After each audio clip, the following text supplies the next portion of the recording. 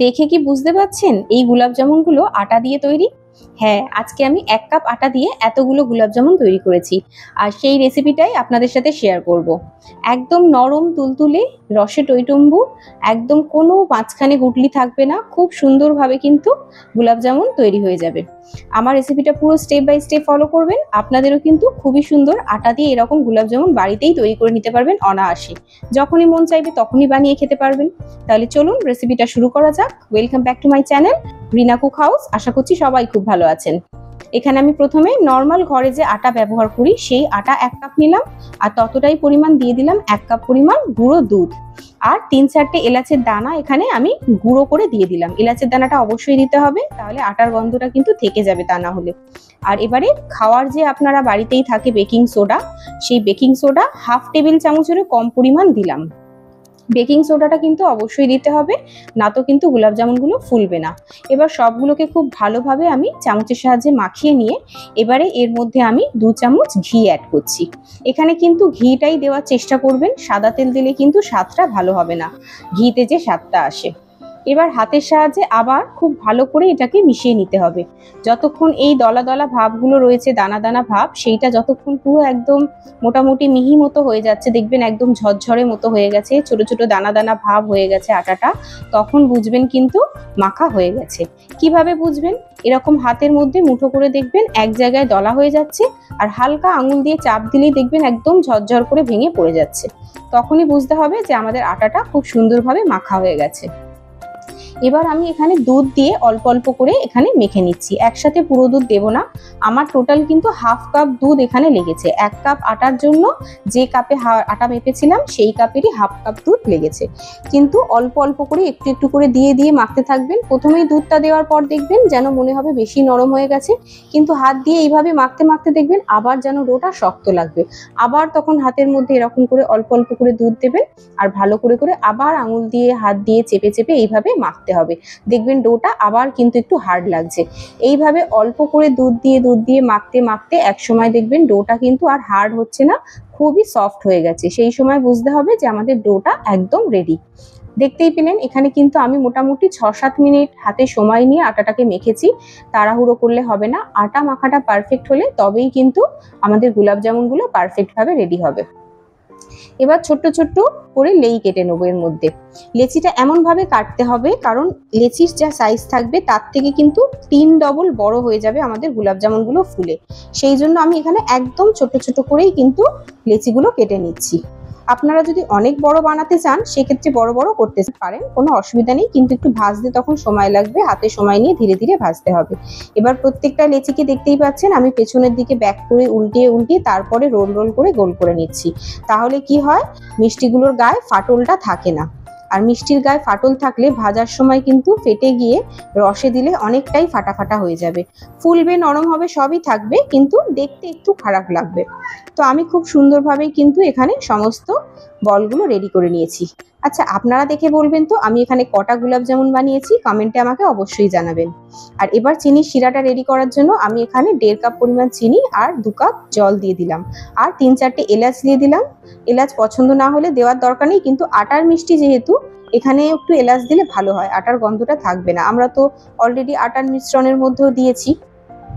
তো চিনি শিরাটা আমার একটু কম লাগছিল, সেই কারণে আমি কিন্তু আরো 1 কাপ চিনি আর 1.5 কাপ জল অ্যাড করেছি।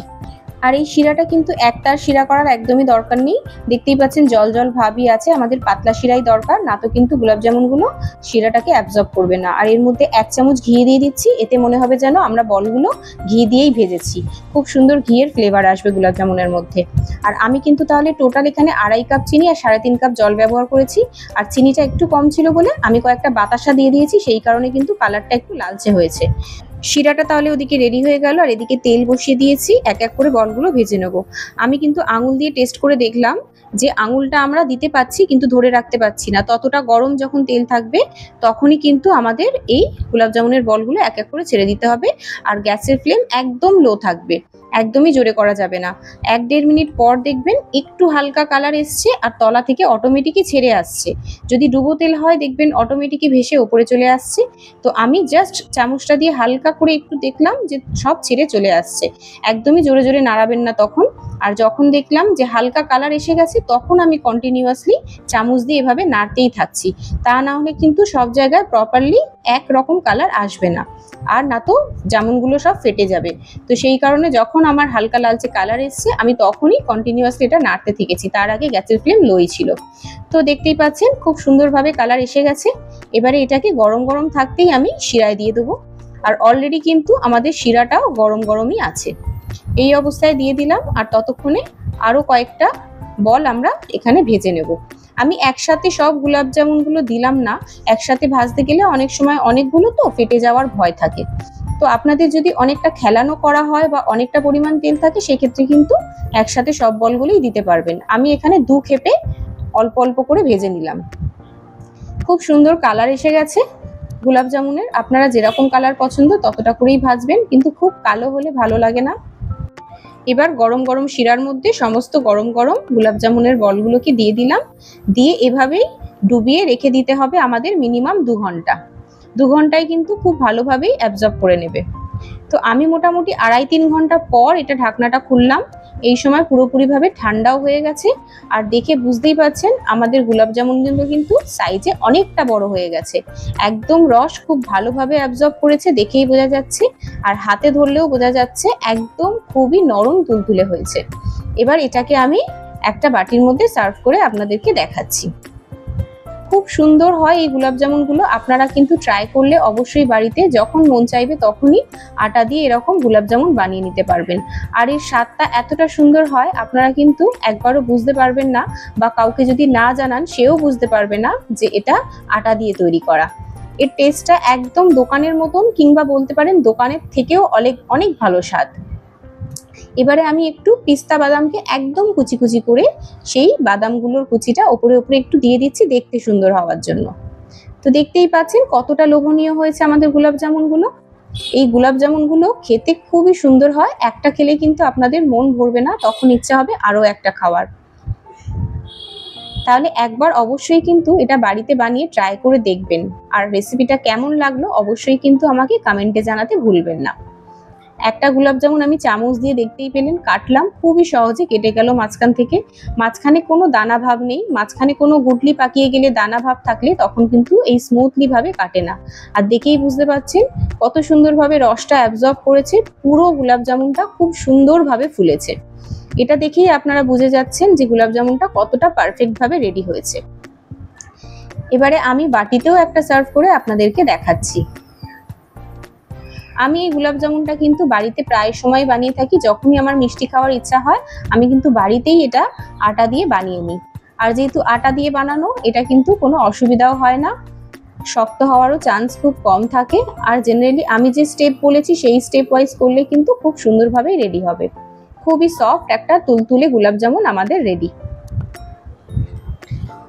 এইভাবে আপনারাও যদি বাড়িতে বানান আপনাদের কিন্তু পারফেক্ট ভাবেই রেডি হয়ে যাবে গোলাপ জামুন।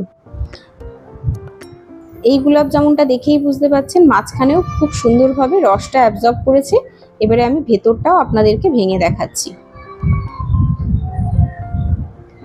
দেখেই বুঝতে পারছেন খুব সুন্দরভাবে কিন্তু খুলে আসছে। আর এই দেখুন মাঝখানে কিন্তু কোনো গুটলি ভাব নেই, পুরোটাই খুব ভালোভাবে ফুলেছে। তো ভিডিওটা যদি আপনাদের ভালো লাগে আমাকে কিন্তু অবশ্যই জানাবেন। আর রেসিপিটা একবার হলেও ট্রাই করবেন, আপনাদের নিশ্চয়ই খুবই ভালো লাগবে।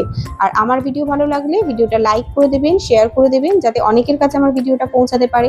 আর আমার চ্যানেলটি সাবস্ক্রাইব করে পাশে থাকা বেল আইকনটি চেপে দেবেন। আবার কালকে দেখা হবে। টাটা।